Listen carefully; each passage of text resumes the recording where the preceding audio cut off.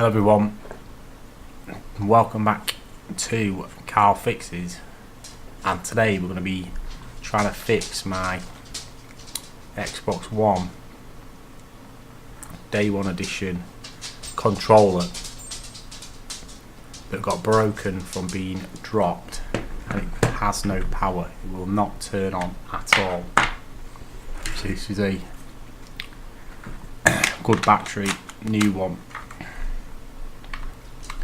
Nothing. Obviously it has a wonky analog stick because that snaps as well.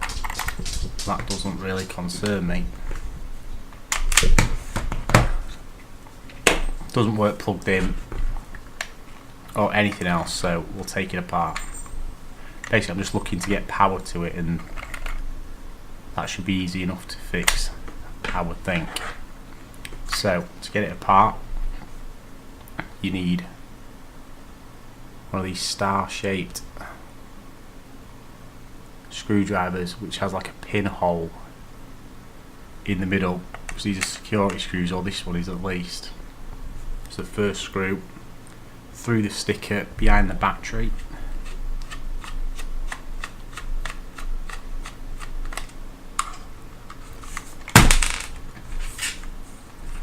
and then you need to take off these sides that clip on pretty tight.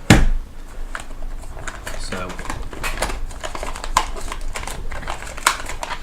get something to assist me getting in there. Screwdriver up, just kind of removal tool. It should just snap off once you've got all the clips. They are on pretty tight. There you go. One off.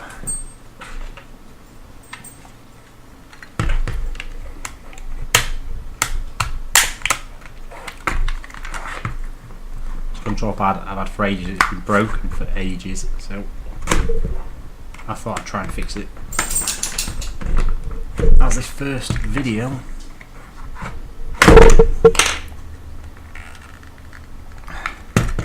This one is seriously stiff to get off.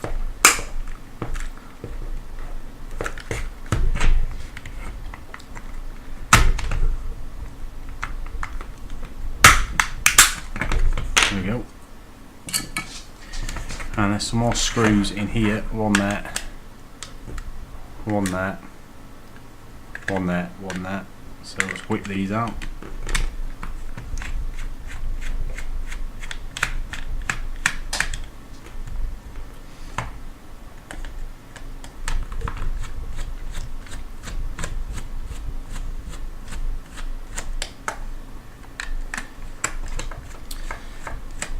I have been reading up about one of the capacitors on this board.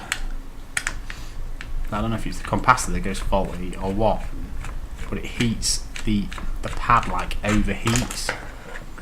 And I have had this pad plugged in to a USB adapter to see if it does heat up, and it does.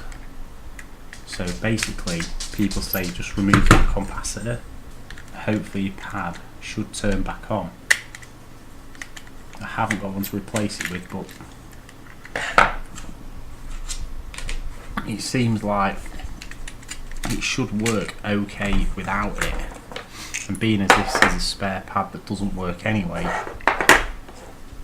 if it doesn't last, then it doesn't last. So the capacitors in question, if you look at the D-pad, they're like down here somewhere. So on the board side, the board is split into two, screwed in there and there on the top side. So you actually need a smaller torque screwdriver for that, which I've got my pound shop screwdriver set, which works a treat for such jobs. Straight out of the pound shop.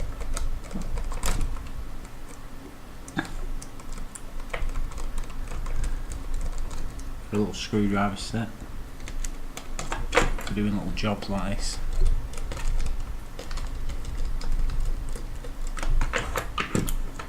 So remove them. This one's magnetic. Let's pick them up. This should just snap out now. Going on the front.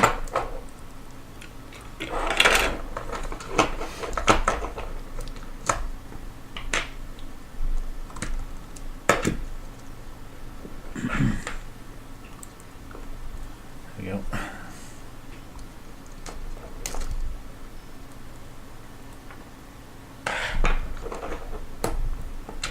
This board should just click out now, just 2 screws holding it in. Couple of plastic pads it sits on, there we go. You see, you can't get this board out because of these wires attached to the rumble or attached to the triggers, so if you want to get rid of it you need to unsolder it. As for the D-pad,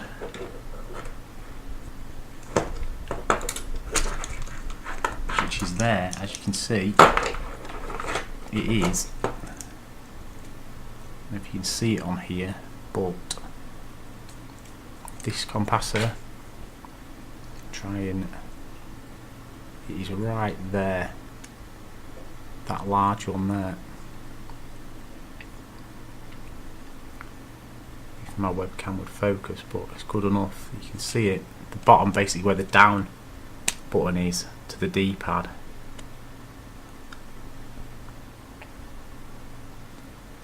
Needs removing,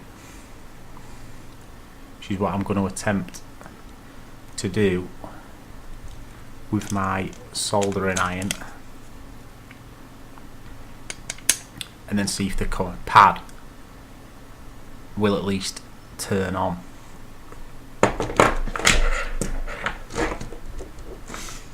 I know that one of the bumpers doesn't work properly. I think there's, yeah, that's snapped off, the bit that holds the bumper on, and obviously the lower analog stick doesn't work properly either. So people do say you can just try and knock this off. I don't know how easy that'll be. Get some pliers and try and just pull it off.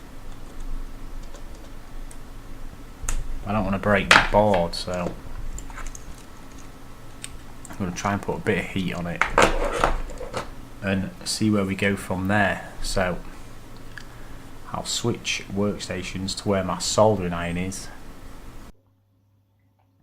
Okay everyone, I've moved to my mobile phone now, so the audio quality is probably different, better or worse, you tell me, but we're going to be trying to remove this capacitor here.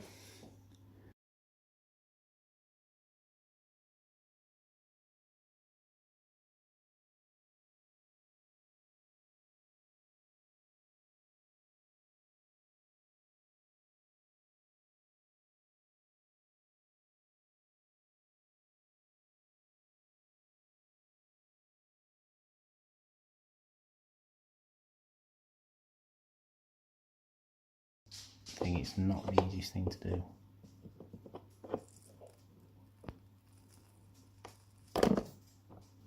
Well, there we go, it's off. And there it is, the little capacitor.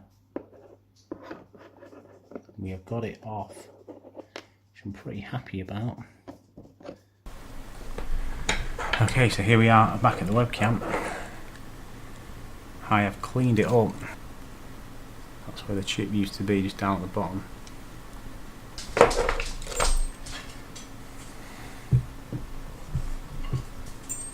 So I'm just going to bang this back together. I have managed to somehow pull the rumble cables off both sides, the red wire, so I'd have to attempt to resolder them on to get the rumbles to work, but at the minute that's not really my concern. The concern is powering it up. So I'm just going to slap the back case back on so you can put the battery holder in.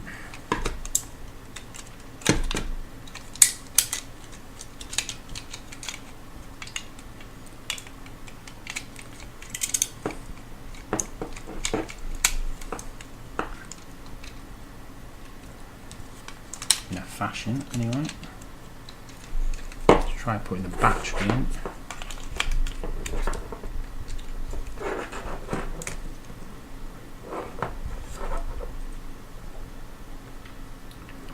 And we still have no power.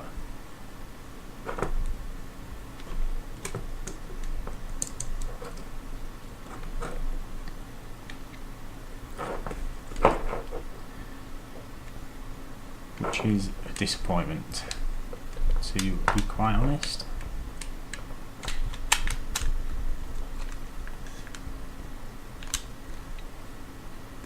Nope, nothing.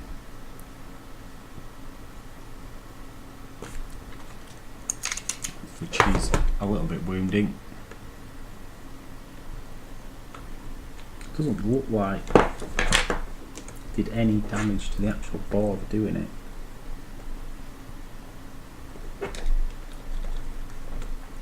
This big one just back there as well, which is in line from the power down. The last one that I removed was to be C3031. That one there is C33, which it might worth be trying to remove that one just to see if anything happens.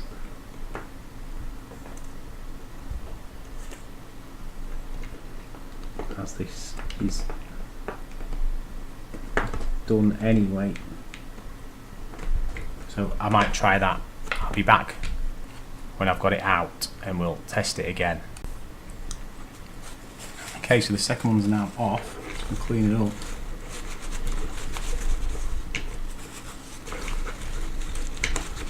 C33 down is a little bit high up on the board. You can see that, but the first one was there, just inside, and the second one is above, just there. So I'm going to try slipping it back together again. I managed to get the other rumble pad to fall off while I was doing it.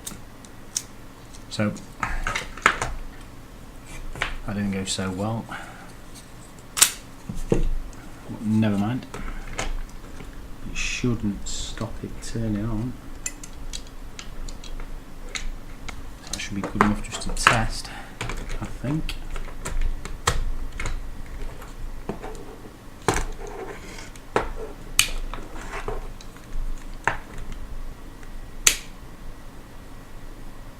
Still nothing. I'm going to try and plugging it into a actual USB,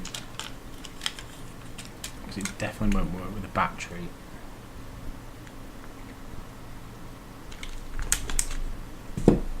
I don't know it's charged, so I'll be back after 2 seconds. Right, so I'm back after plugging it into the mains. There's still nothing, so it looks like this pad is truly dead completely. But what I'm going to do is I'm going to plug it in for about 10 minutes or so, like I did before, to still see if it overheats or not. From what I've seen on the internet about these pads is, if that capacitor goes, you plug it in for 5 or 10 minutes and it gets warm, and it definitely was previously. So I might go leave it plugged in for 10 or 15, come back to it and see if it's still getting warm or not. But I really don't know what else could be wrong with it, unless it is actually the USB, but then it'd work with a battery, so I think it's just literally not getting power at all. I think one of the chips or something must be dead in it, to be quite honest. It looks like I'm going to fail getting my day one edition pad to work again, but them capacitors definitely can make pads work, because there is other videos and tutorials in there how to, if your pad heats up at the D-pad, to remove the capacitors, and it can make the power issues go away. But I think this one's just too far gone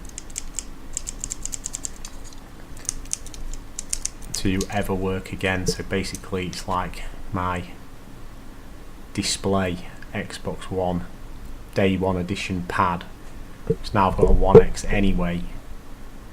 I don't even have the original console it came with, so it looks like I might have to stop it here as a video and a failure with this pad, and if I do get it to power on, I'll come back and update. If not, then that's the be all and end all of the video, unfortunately. Thanks for watching, everybody. Hope you learned something, and like, favourite, subscribe, all that jazz for the next Carl Fix video.